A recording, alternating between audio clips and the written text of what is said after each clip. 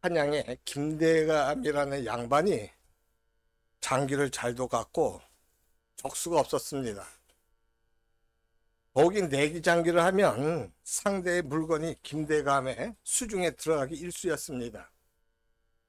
그러던 어느 날 소문을 들은 한 선비가 대감을 찾아와서는, 대감님, 소문을 들어 이렇게 알고 있습니다. 소인에게 한 수 가르쳐 주십시오. 저는 제가 타고 다니는 말을 걸겠습니다. 그러자 김대감님이, 좋소, 그러면 나는 소 한 마리를 걸겠네 하고 장기가 시작됐습니다. 그런데 김대감이 승리했습니다. 선비가 세 판을 내리줬기 때문에 자기가 타고 다니던 말을 주고 돌아갈 수밖에 없었습니다. 그런 지 일주일이 지난 뒤에 그 선비가 다시 찾아와서는, 제가 볼일을 지금 다 마치고 고향으로 돌아가던 차에 대감님 생각이 나서 다시 찾아왔습니다. 이번에 다시 장기를 둬갖고 대감님께서 이기시면 저희 집 반분서를 드리겠습니다. 그렇지만 제가 이기게 되면 제가 타두고 다니는 그 말을 다시 돌려주십시오. 그러자 김대감이 귀가 솔깃해갖고 승낙해서 다시 장기판을 뒀어요. 근데 이번엔 선비가 대감을 손쉽게 이겼어요. 그러자 대감과 구경꾼들의 눈이 휘둥그레지면서, 아니 이게 어찌된 일인가? 아니 그 사이에 이렇게 시력이 늘었단 말이야? 대감이 의아하자 선비가 말하기를, 실은 제가 대감님보다 한 수 위입니다. 그런데 제가 한양에 볼 일이 있어서 왔는데 제가 타고 다니는 말을 맡길 데가 없어갖고 고민하다가 대감님 댁 마구간에 잠시 신세를 지기 위해서 일부러 장기를 져드리고 이제 제 말 얼마 동안 맡겼을 뿐입니다. 그동안 제 말을 보살펴 주셔서 참 감사합니다. 그러자 이 말 들은 김대감이 입만 벌어질 뿐 아무 말도 할 수 없었어요. 김대감에게 내기 장기를 둬갖고 자기 말을 맡겼던 선비의 지혜가 바로 세상의 지혜입니다. 이처럼 세상의 지혜는 선비가 갖고 있는 지혜처럼 세상을 살면서 이기적이고 정력적으로 사용되는 지혜를 말하고, 반면에 하나님의 지혜는 하나님 말씀 속에 들어있는 이타적이고 섬기는 지혜를 말합니다.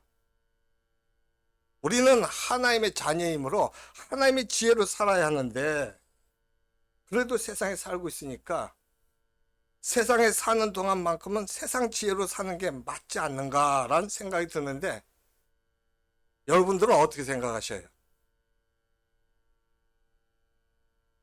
그리고 하나님의 지혜와 세상의 지혜 중에서 참된 지혜가 어떤 지혜가 참된 지혜인지 이 시간에 본문을 통해서 한번 살펴보고자 합니다. 먼저 1절 보겠습니다. 1절 보면, 내 아들아 네가 만일 나의 말을 받으며 나의 계명을 네게 간직하며. 여기서 아들이란 건 전번 시간에도 말씀드렸듯이 아직 인격이 굳어지기 전의 사람으로서 얼마든지 주위 환경에 영향을 받을 수 있는 그 나의 사람을 말합니다. 그 다음에 네가 만일 나의 말을 받으며 나의 계명을 네게 간직하며라고 했는데, 이것은 사람의 가치가 자기 마음에 뭘 담느냐에 따라서 달라지는 걸 얘기해요. 즉 세상 지식을 자기 마음에 담으면 그 사람은 처세에 능한 사람이 될 것입니다. 그렇지만 그렇다고 해서 세상 지식이 그 자신을 존귀하게 하지는 못해요. 무슨 말이냐면, 세상 지식으로 지위도 높아지고 돈도 많이 벌 수는 있지만 그 사람의 인품이 존귀하게 되는 건 아니란 얘기예요. 그건 다른 얘기예요. 반면에 우리가 마음에 하나의 말씀을 담게 되면 우리의 속사람이 정금이나 보석으로 변하게 됩니다. 물론 우리가 무조건 우리 안에 집어넣은 하나님 말씀이 당장 또 완전히 소화가 안 되는 건 사실이에요. 그 말씀 들어갔다고 내가 갑자기 확 변하게 되는 건 아니거든. 시간이 흘러요. 그것이 내 것이 돼서 삶을 통해 나타나려면.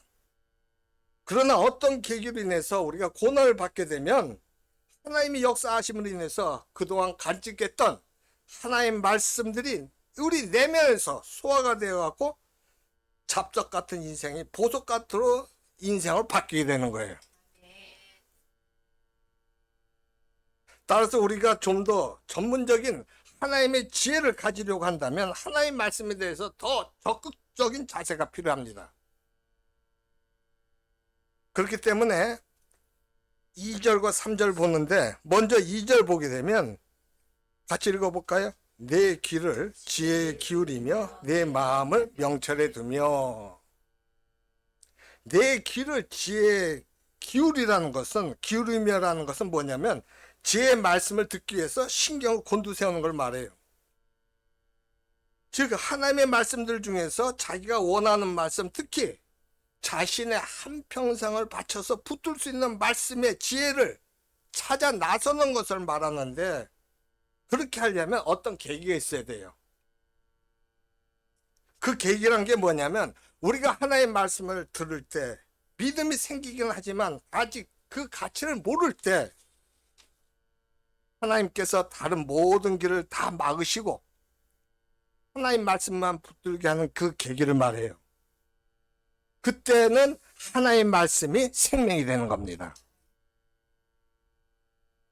그때 하나님께서는 내게 속삭이기도 하고 때로는 소리치기도 하는 살아있는 말씀으로서 나로 하여금 구체적으로 어떤 행동을 하도록 지시를 하는데, 그것이 바로 명철이에요.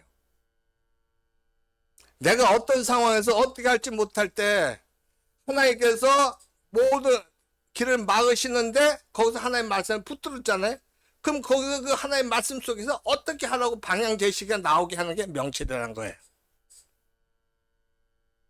즉 명철이란 하나님 말씀 내 속에서 어떤 구체적인 상황에서 어떤 행동을 하도록 주는 지혜를 말하는데, 우리는 이런 지혜를 얻으려면 가만히 있어서는 안 되고 3절처럼 해야 돼요. 3절. 3절이 뭐냐? 지식을 불러 구하며 명철을 얻으려고 소리를 높이며.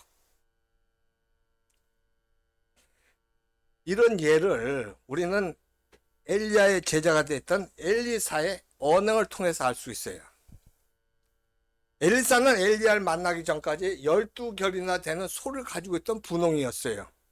여러분, 한 결이가 뭐냐? 2마리예요. 옛날에, 지금은 요새는 별로 이제 이 소로 이제 이 논밭을 안 갈거든. 옛날에 어떻게 소 2마리를 갖다가 소 2마리에다 쟁기를 그 뒤에 묶어요. 쟁기를 둬요. 그 소와 연결시켜. 그리고 소 2마리가 끌고 가면서 밭이나 논을 가는 거예요. 뒤엎어요. 그 한 결이가 몇 마리냐? 2마리인데 12결이라니까 뭐예요? 24마리. 그러니까 굉장히 부자예요, 그 당시에는. 그렇지만 엘리야의 제자가 되기를, 이 분홍이었지만 엘리사는 그 아주 갈망했어요. 근데 엘리야가 엘리사를 제자로 받아들인다는 표시로 겉옷을 던집니다. 그러니까 엘리사는 어떻게 하느냐? 아무 말 없이 그걸 다 처분해. 자기 거 농사를 다 정리하고 엘리야를 따르면서 그의 엘리사의 몸종이 돼갖고 모든 심부름을 다 했어요. 그러다 하나님께서 엘리야를 하늘로 불러 올리시잖아. 데리고 가려고 할 때 엘리사가 엘리야를 붙잡고 늘어지면서 내게 당신의 갑절의 영감을 달라고 해갖고, 그때 엘리사가 엘리야의 능력을 얻게 됩니다. 엘리사처럼 하나님의 백성의 믿음에는 하나님의 지혜가 있어요. 내가 하나님의 말씀을 붙잡고 하나님의 말씀대로 살려고 하면 하나님께서는 지혜를 주시는 거예요.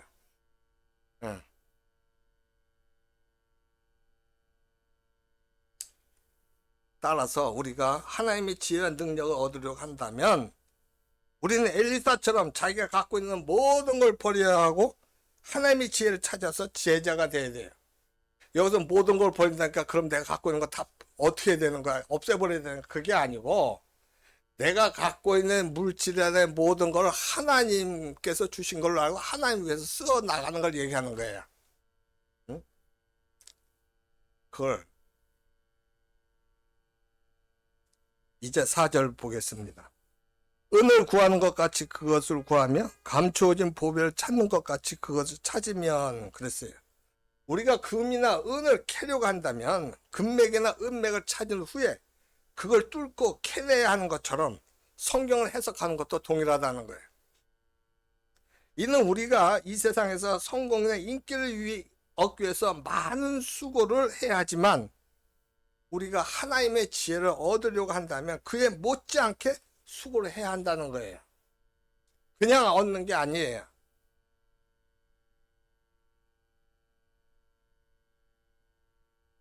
우리가 이처럼 하나님 말씀을 가지고 진리를 파고 들어갈 때 결국 만나게 되는 건 하나님 자신입니다. 하나님을 직접 우리가 만나게 되는 거예요. 그렇게 되면 이렇게 수고를 하면 어느 순간 다른 사람들로부터 들었기만 하던 하나님의 말씀을 통해서 직접 만나게 돼요. 그와 같은 역사가 일어나요. 이제 5절을 보겠습니다. 여호와 경외하기를 깨달으며 하나님을 알게 되리니. 이제 하나님 말씀을 통해서 하나님 만나게 되면 하반절에서 하나님을 알게 된다고 했는데, 이것은 그냥 하나님이 계신다는 걸 아는 게 아니라 호경이었던 자신의 눈이 열려서 살아계신 하나님을 만나게 되는 걸 얘기하는 거예요. 그와 같은 예가 다소의 사울이 다메섹을 가다가 부활하신 예수님을 만났을 때였어요. 이 사울이 나중에 바울이 되잖아요. 바울이 부활하신 예수를 만난 거예요. 다메섹 도상에서. 사울은 예수가 십자가에서 죽었다는 것을 확신하고 있었거든. 근데 그 자리에서 만나니까 어떻게 돼요? 예수님이 살아계셨을 뿐만 아니라 예수님은 어떤 분이셨냐? 사울이 누군가를 다 알고 계셨어요. 그 순간 예수님 앞에서 사울이 어떻게 했어요? 난 이제 죽었구나.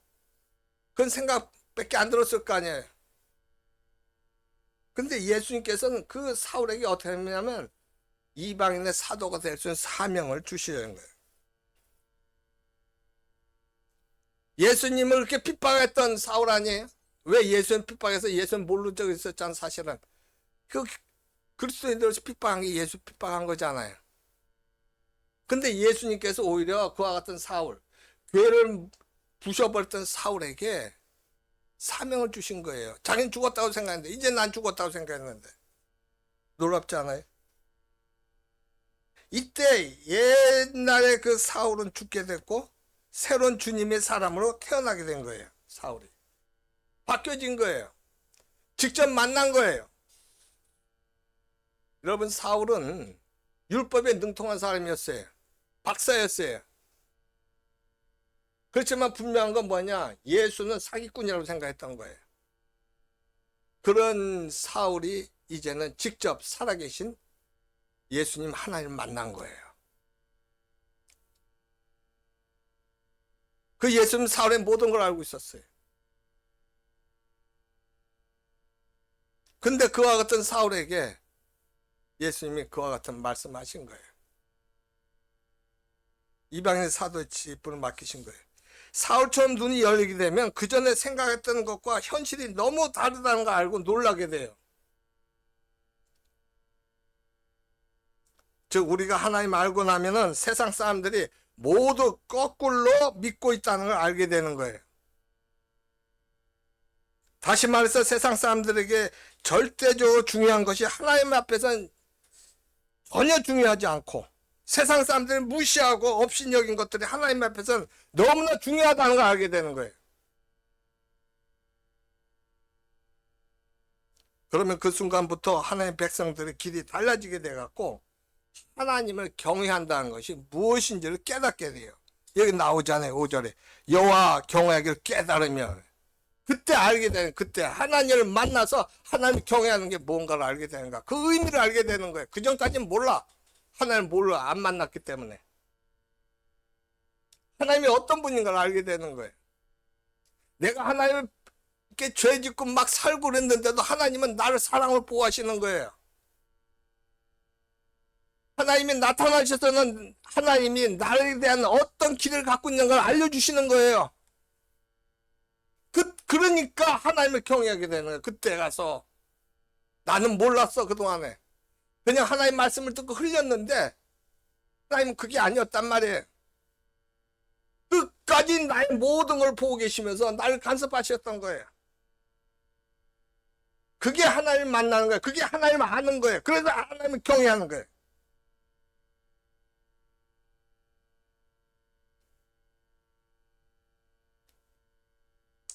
이제 6절을 한번 보겠습니다.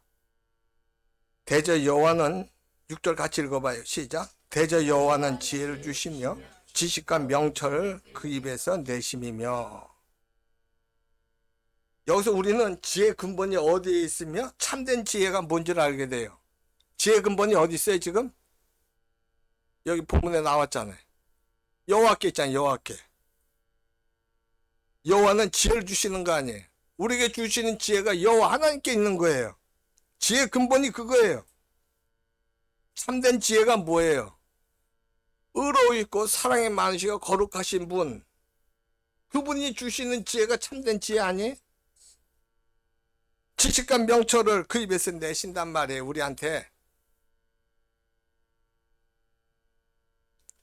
우리가 세상에서 배우는 지혜는 뭐냐면 사람의 경험, 즉 사람이 경험하고 생각한 걸 축적한 거예요.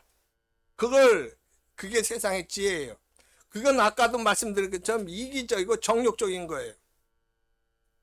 그러나 하나님의 지혜는 하나님께 직접 주신 거예요. 따라서 하나님의 지혜는 거룩하고 의롭고 사랑이 많으신 분이에요. 은혜가 풍성하신. 그렇기 때문에 하나님의 지혜는 하나님의 능력이 있어요. 또 하나님의 지혜는 하나님의 응답이 있고 하나님께 기적을 갖고 오게 하셔요.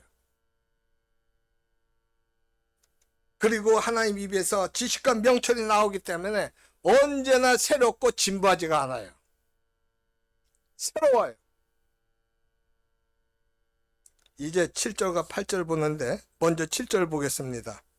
그는 정직한 자를 위하여 완전한 지혜를 예비하시며 행실이 온전한 자에게 방패가 되시나니.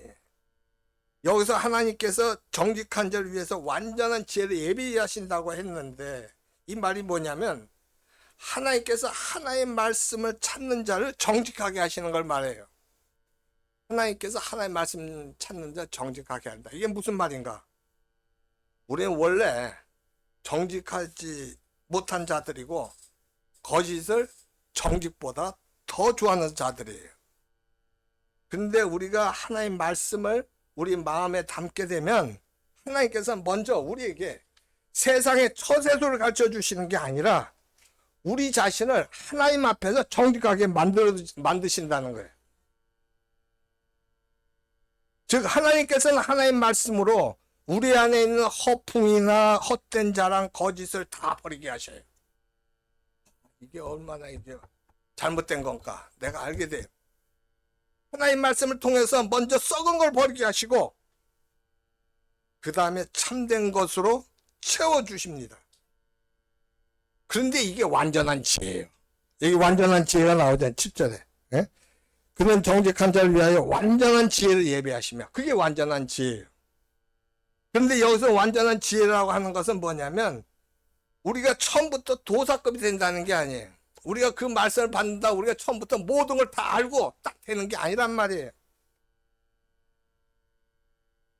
우리는 여전히 어리석고 무지하지만 하나님의 완전한 지혜를 갖기 시작하는 걸 말하는 거예요. 이 하나님의 지혜는 완전하기 때문에 세월이 지나도 변하지 않는 가치를 지닌 지혜예요.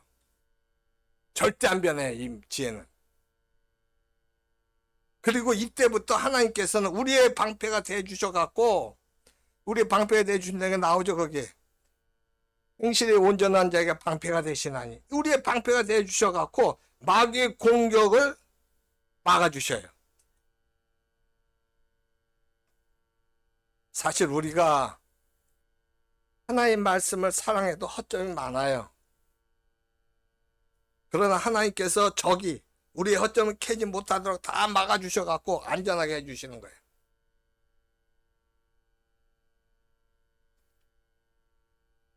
또 하나님 지혜는 우리로 하여금 세상에 많은 걸 가지게 하지는 않지만 하나님을 알게 하셔요. 여기서 하나님을 알게 한다는 것은 우리가 하나님을 가지게 된다는 걸 말해요. 아니, 하나님을 가지게 된다는 게 무슨 말이야, 이게? 무슨 말이냐면, 하나님의 말씀을 통해서 하나님이 갖고 계신 모든 지혜와 능력을 우리의 것이 되게 해주신다는 거예요. 하나님 갖고 계신 지혜와 능력 우리 것이 되게 해주신다. 창조주 하나님. 전지전능하시고 거룩하고 의롭고 사랑이 많으신 그 하나님의 것을 우리가 갖게 해주신다.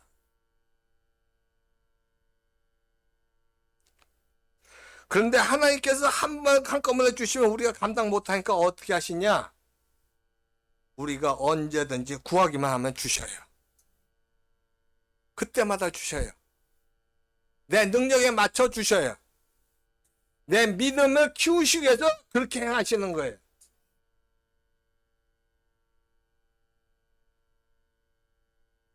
이제 8절 보면 8절 보면 뭐라고 나와요? 대저 그는 정의 길을 보호하시며 그의 성도들의 길을 보존하려 하심이니라. 하나님 백성의 길을 정의 길이라고 말씀하셨어요. 여기 정의 길이라는 건 뭐냐면 사람에게 매이지 않는다는 걸 말씀하고 계시는 거예요. 세상 사람들 살아남기 위해서 어떻게 자기들끼리 패거리를 만들어 갖고 서로 지켜주고 보호해주지만 하나님 백성들은 그렇게 할 필요가 없다는 거예요. 그런 거 필요하지 않아요. 왜냐하면 하나님의 정의 길은 그런 패거리들의 길이 아니기 때문에 그래요. 그러다 보니까 타인들이 우습게 알고 다른 사람들이 우습게 알고 공격하고 뿌리를 뽑으려고 할 때가 많이 있지만 하나님께서 하나님 백성들 지켜주심으로 절대로 뿌리가 안 뽑혀요. 뽑힐 것 같은데 안 뽑혀요. 기독교인들 다 말살한 것 같은데 기독교가 더 부흥해요.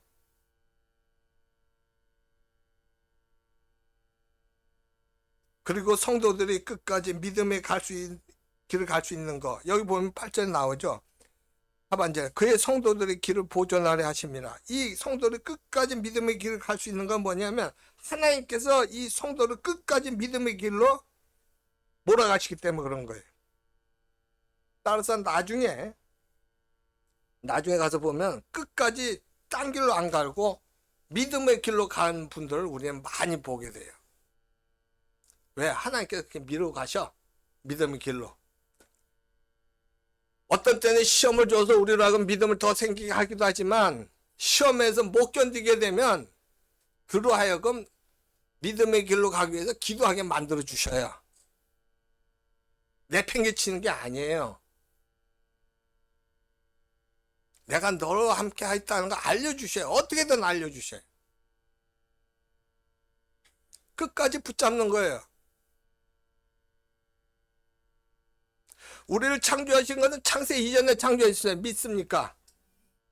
그럴 때는 우리를 안 놓치신다고 끝까지. 내가 거부해갖고 하나님을 배반하지 않는 이상은 안 놓치시는 분이 하나님이에요.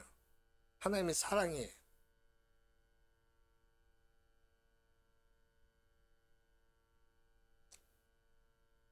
그 사람이 끝까지 가잖아요. 왜냐하면 그 사람 그렇게 간 것은 사실은 그 사람 자신이 훌륭해서 그렇게 하는 게 아니라 하나님께서 그 길로 몰고 가셨기 때문에 그렇단 말이에요. 그렇기 때문에 우리가 하나님이 일을 한다고 해서 그것을 뭐라고 그래? 하나님의 은혜라고 그런다고. 하나님의 은혜. 내가 했다고 그런 게 아니라 뭐라고? 하나님께서 그렇게 하셨다는 거예요. 그래서 내가 한 거라고. 도구예요, 도구.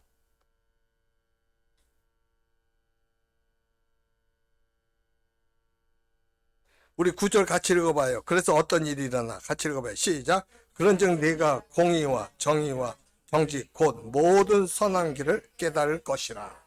하나님께서 이렇게 하신다. 이제 하나님 말씀을 사랑하는 자에게 주시는 복이 10절과 11절에 나오거든요. 근데 먼저 10절 한번 보면 이런 말씀이 있어요. 곧 지혜가 네 마음에 들어가며 지식이 내 영혼을 즐겁게 할 것이요. 하나님 말씀 자체인 지혜가 마음에 즐거움을 준다는 거예요. 우리가 하나님의 지혜를 배운다고 해서 우리가 세상적으로 유명해지거나 출세하는 건 아니잖아요. 근데 어떤 일이 났냐? 자기 자신이 존귀해주는 즐거움이 있게 돼요. 지혜를 배운다고 우리가 출세해요? 유명해지는 거 아니에요. 근데 어떤 일이 났냐? 절 보세요. 우리 자신이 하나님의 성품을, 인격을 회복하는 거예요. 내가 부정적이었던 사람이 긍정적으로 바뀌는 거예요. 상대를 공격하던 그 마음이 상대를 품을 수 있게 된단 말이에요. 한마디로 뭐예요? 하나님의 형상을 회복하게 되는 거예요. 할렐루야. 하나님의 성품을 갖게 되는 거예요. 하나님의 성품을 갖게 되면 어떻게? 성령 충만한 역사가 일어나갖고 하나님 능력을 가지고 언제나 승리한 삶을 살게 돼요.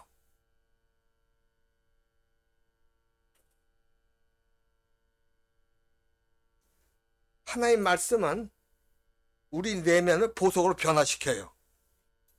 그런데 우리가 그걸 느끼기 때문에 사실은 즐겁고 기쁜 겁니다. 내가 그걸 아는 거예요. 본인이 알아요. 이런 상황이 되니까. 내가 돈이 없어요? 걱정이 안 돼요. 내가 권위가 없고 지위가 없어요? 걱정이 안 돼요.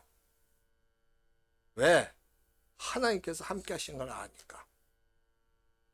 내가 품을 줄 아니까.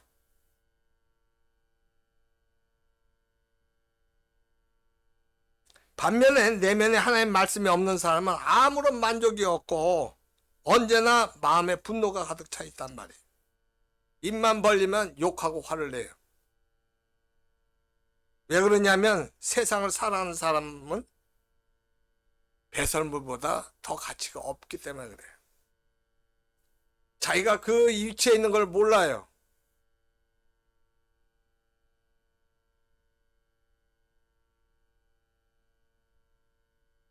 이제 11절 보면 뭐라고 나오냐면 근신이 널 지키며 명철이 널 보호하며 그랬어요. 이 근신이란 것은 뭐냐? 자신을 훈련시켜 갖고 늘 긴장 상태에 있는 걸 말해요. 저번에 제가 근신을 채찍질을 한다고 그랬잖아요. 근신이. 왜? 나를 갖다가 항상 채찍질을 하는 거예요. 그래서 나로 하여금 이렇게 긴장 상태에 있으면서 모든 걸 해나가는 거예요. 하나님의 자녀니까 하나님 말씀대로 이렇게 하려고 하니까 그렇게 돼버려요. 네? 여러분, 사람은 아무리 정신을 차리려고 해도 술이 들어가거나 방심하게 되면 태도가 느슨하게 될 수밖에 없어요. 그렇지만 하나님 말씀은 언제나 우리로 하여금 정신을 똑바로 차리게 하기 때문에 마귀의 함정을 볼 수 있게 한다는 거예요. 영적 전쟁을 알기 때문에 이것이 우리의 생명을 살리는 거예요. 그 예로 아무리 노루와 발이 빠르고 호랑이가 용감하다 해도 덫에 걸리면 살 수가 없어요. 그런데 하나님 말씀 우리로 하여금 이런 마귀의 덫을 보게 하기 때문에 언제나 안전할 수 있다는 거예요. 내가 비록 지금 망하고 죽게 됐어도 하나님 말씀 안에 내가 있다는 거 확신하면은 그 사람 반드시 살아나게 돼 있어요. 아무리 내가 잘 나가도 하나님 말씀 내 안에 없으면 망하게 돼 있다고.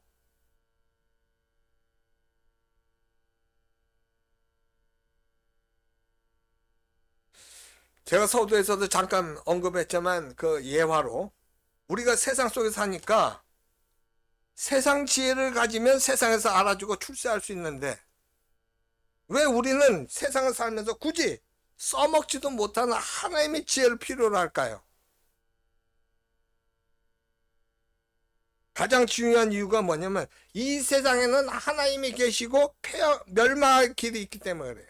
하나님의 인도해 주는 길과 우리를 멸망으로 인도하는 길이 있단 말이에요. 우리가 짧은 시간을 두고 보면은 세상에서 많은 걸 가지는 게 성공이고 유리하게 보이지만 길게 보면 하나님의 능력을 붙드는 게 성공의 길이란 걸 우리는 알고 있기 때문에 그래요. 하나님의 길을 붙잡아야 되잖아. 그리고 겉으로 보기에는 이 세상이 평탄한 것 같지만 실제로 이 세상에는 많은 죄의 함정이 있다는 걸 알기 때문에 그렇단 말이에요. 여러분 이렇게 딱 멀리서 보면 이 숲이 울창한 숲이 있으면 참 멋있잖아. 좋아 보이잖아. 근데 가까이 가면 어때요? 그냥 나무가 썩은 나무도 있고 부러진 나무 있고 벌레들이 막 있고 아까 멀리서 보면 멋있는데 가까이 보면 그렇다는 거야. 그거예요.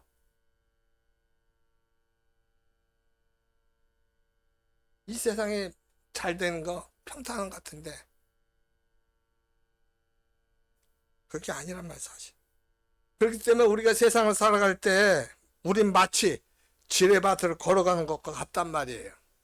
사실은. 따라서 우리에게는 너무나도 하나님이 필요해요. 왜냐하면 우리가 하나님 말씀을 가질 때 비로소 악한 자의 길에서 벗어날 수 있기 때문에 그런 거예요. 이제 12절 보는데 12절 보면은 악한 자의 길과 폐역을 말하는 자에게서 건져내리라. 여기서 악한 자라는 건 뭐냐면 꼭 남에게 해를 끼치는 사람이라기보다는 하나님 말씀을 안 따르고 세상의 정욕을 따르는 사람이라고 볼 수 있어요. 하나님 말씀 안 따르고 세상 정욕을 따르는데 왜 이 사람들이 악한 자에? 그 이유가 뭐냐면 사람은 누구든지 예외 없이 자기 마음에 하나님 말씀 안 따르면 자기 욕심을 따라갈 수밖에 없는 존재이기 때문에 그래요. 우리가 세상 정욕을 따라가면 많은 걸 가질 수 있지만 이런 것들이 자신의 가치를 못 바꿔요. 우리 가치를 못 바꾼다고. 돈을 많이 벌고 좋은 집에 산다고 해서 그 자신이 정금으로 변하지 않아요. 오히려 이렇게 돈을 버는 과정에서 인간은 자신을 더 정욕으로 덮여갖고 완전히 정욕 덩어리, 죄악 덩어리가 돼버려요.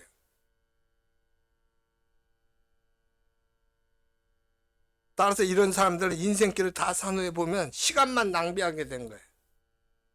못하고 그렇게 살았어. 그거 번 거 다 뭐 할 거야?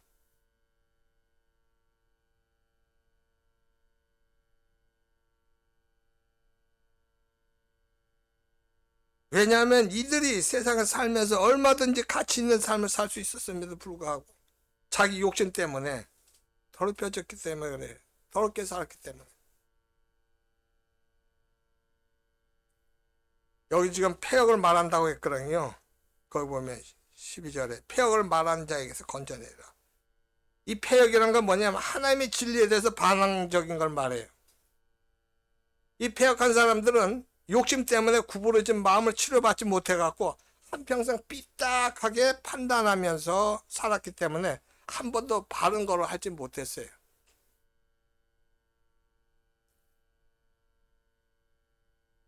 이제 폐역한 무리가 어떤 삶을 살았는지 13절부터 15절에 나오거든요. 그걸 한번 보면 이런 말씀이 있어요.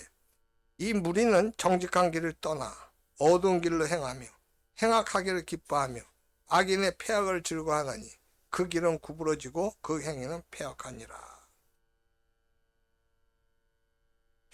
우리 인생에는 정직한 길인 진리의 길이 있고 또 폐역한 길이 있어요. 정직한 길이란 것은 하나님의 능력으로 사는 길이고 폐역한 길이란 것은 오직 눈에 보이는 이익과 명성만을 위해 사는 길이에요. 정직한 길이 처음에는 아무것도 없고 실패한 인생 같지만 하나님 말씀 붙듦으로 하나님의 능력이 나타나는 삶이고 폐역한 길은 안전하고 부가 있고 명성이 있지만 거기에는 하나님께서 주신 복이 없어요.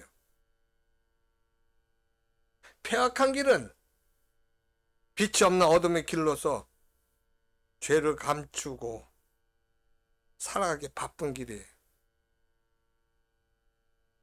한평생 죄만 짓다가 야생동물 같은 길로서 남을 물어뜯고 짓밟고 이겨서 성공하는 길이에요. 또 이웃을 사랑한다고 하지만 그건 자식이나 본능적인 그 사랑에 불과한 것이 바로 폐역한 길인 거예요. 진심이 아니란 말이에요.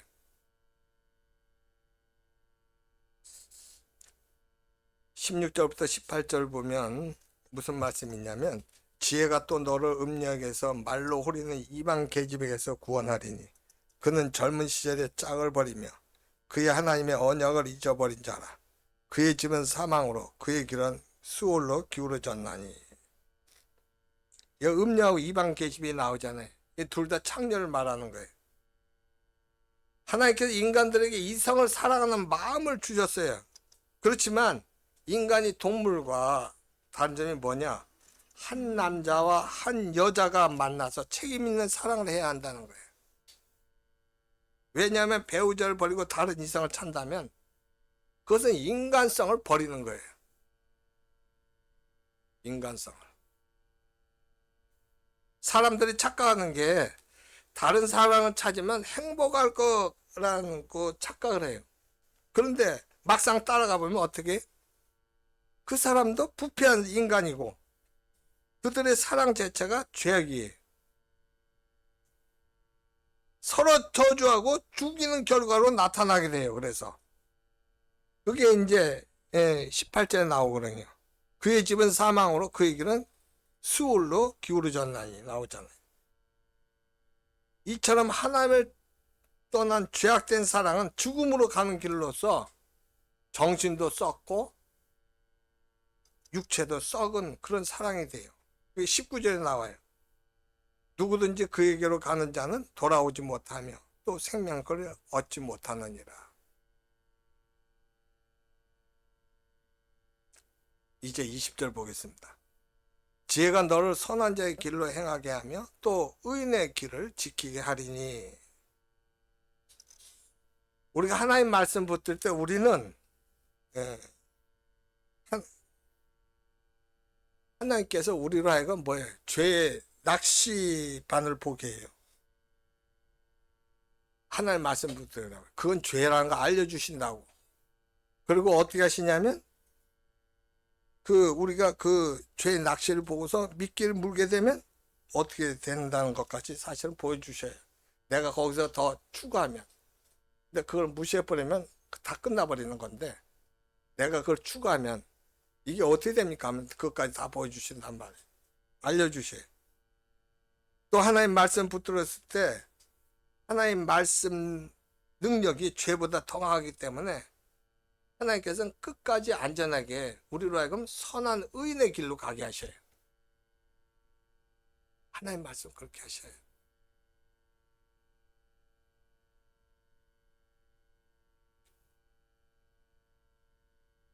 그래서 21절과 22절 같은 결론이 도출돼요. 21절과 22절 뭐라고 그러냐? 같이 읽어봐요. 시작. 대저 정직한 자는 땅에 거하며 완전한 자는 땅에 남아 있으리라. 그러나 악인은 땅에서 끊어지겠고 간사한 자는 땅에서 뽑히리라. 여기서 지금 21절에서 뭐라, 정직한 자는 땅에 거하며라고 했잖아요. 이것은 뭘 얘기하냐면 우리가 하나님 말씀을 듣게 되면 하나님 앞에서 정직하게 된다는 거예요. 왜냐하면 하나님께서 하나님 말씀을 통해서 우리가 어떤 존재인지 아시기 때문에 우리가 감출 것이 없어서 그래요.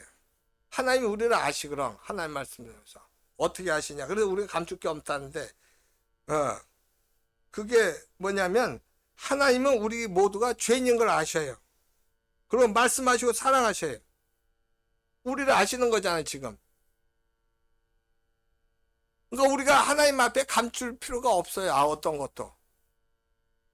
내가 숨긴다고 해서 하나님께는 모르시냐고. 다 알아. 근데 가만히 계시는 거야. 하나님이 원하시는 건 뭐냐? 우리 마음을 원하셔요. 믿습니까? 어떤 치적을 원하시는 게 아니에요. 그냥 알고 계셔요. 그러면서 보고 계시는 거예요. 우리 감춘다고 감춰질 것도 아니고, 그러니까 감출 필요가 없는 거예요. 그게 정직하게 되는 거야. 그게 정직한 거예요. 그게. 근데 정직한 자는 뭐라고 그래? 땅에 거한다고 했다고. 이 땅이 어떤 땅일까? 하나님의 약속과 복이 있는 가나안 땅이에요. 그 가나안 땅. 하나님은 근데 우리가 아무것도 한 것이 없잖아 지금. 근데도 우리로 하여금 뭐라고 그래? 여기 보면 21절에 완전한 자는 땅에 남아 있으리라. 우리를 보고 완전하다고 그래. 우리 보고 왜 완전하다고 그래? 그것은 딴 게 없어. 그냥 우리가 하나님 지혜에 따라 산 거, 말씀에 따라 산 걸 갖다 완전하다고 하시는 거예요. 말씀 지키고 사는 걸 완전하다고 하시는 거예요. 여러분 저를 봐요. 예, 우리가 죄인이에요, 죄인. 내가 예수를 믿으니까 내가 예수님의 이름으로 회개하면 죄를 없애주셔요. 하나님은 우리의 죄를 보시고 야단치는 게 아니라 우리에게서 누굴 보시냐면 예수 그리스도를 봐요. 믿습니까? 예수 그리스도를 보니까 내가 회개하면 몰라요. 사탄 마귀 와서 우리한테 하나님의 고자리라도 아니야. 없어. 그런 거 없어. 그래. 하나님은. 내가 회개하면. 하나님은 우리가 하나님 말씀 지혜를 따라 산 걸 완전하다 보시는 거야. 할렐루야. 내가 그걸 어떻게 한 게 아니야. 그냥 그 자체만 지키고 사는 거예요. 내 마음으로 하나님을 사랑해서 믿어서 사는 걸 완전 알아보시는 거야. 이분이 하나님이셔.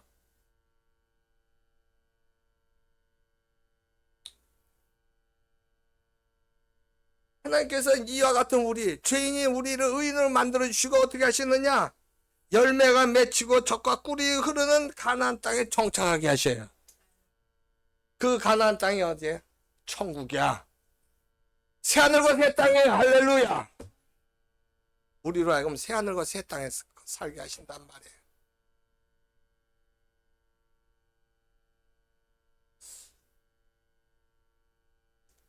그러나 하나님께서는 22절에서 뭐라 그래? 악인에 대해서 이렇게 말씀하셔요. 그러나 악인은 땅에서 끊어지겠고 간사한 자는 땅에서 뽑히리라. 응? 땅에서 끊어지고 간사한 자는 땅에서 뽑힌다. 이들이 왜 악인이고 거짓된 자예요? 하나님의 말씀을 마음에 담지 않게 되면 그렇게 될 수밖에 없기 때문에 그래요. 우리가 하나님의 말씀을 들어도 내 마음에 안 담으면 이게 한 귀로 듣고 한 귀로 흘러가요. 아무것도 아니에요. 시간 낭비하는 것처럼 되게요. 이게. 내가 마음에 안 담으면 아무 의미가 없다고. 우리가 텔레비를 봐도 어떤 뉴스를 보더라도 그걸 마음에 담아야지 그게 내가 알게 되는 거지. 그냥 틀어놓고 있으면 그게 내 것이 아니잖아. 하나의 말씀이 많아도 그걸 담지 않으니까 그런 거예요. 아무 소용이 없는 거예요, 이게. 근데 거기가 하나의 말씀은 없으니까 어떻게 돼? 부흥이 안 일어나요. 그렇게 되면 어떻게 돼? 하나님 복이 없어져요. 나중에 하나님 복에서 뽑히고 마는 거예요.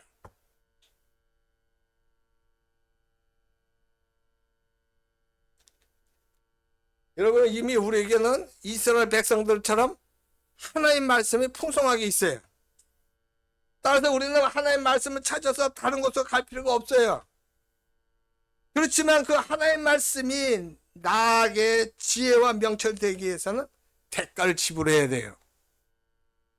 내 속을, 내 마음을 하나님 말씀으로 채우고 담대하게 고난을 통과해야 되는 거예요. 그때 우리가 믿음이 더해지고 하나님이 어떤 분인 걸 알게 되고 하나님의 사랑으로 모든 걸 이겨나갈 수 있게 돼요. 참된 지혜인 하나님 말씀으로 거짓을 이겨나가는 성도들이 되시기를 예수님 이름으로 축원합니다. 이 시간 우리가 하나님 앞에 한번 기도해요. 하나님, 참된 지혜가 세상 지혜가 아닙니다. 하나님 말씀이 참된 지혜입니다. 그 하나님 말씀을 내가 마음에 담게 하옵소서.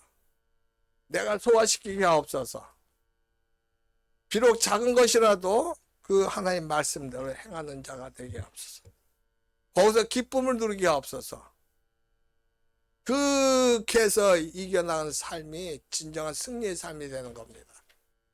아버지, 내 죄가 있을 때 회개하는 자가 되게 해주셔서 하나님의 진심으로 살아가는 자로서 이 세상에서 굴복하는 것이 아니라 이 세상을 다스리며 하나님의 영광을 드러내는 자 되게 없어 참된 지혜로 모든 걸 이겨나게 없어서 그 같은 제목, 그 같은 내용을 기억하시고 주여 3장을 봅시다. 주여 주여 주여.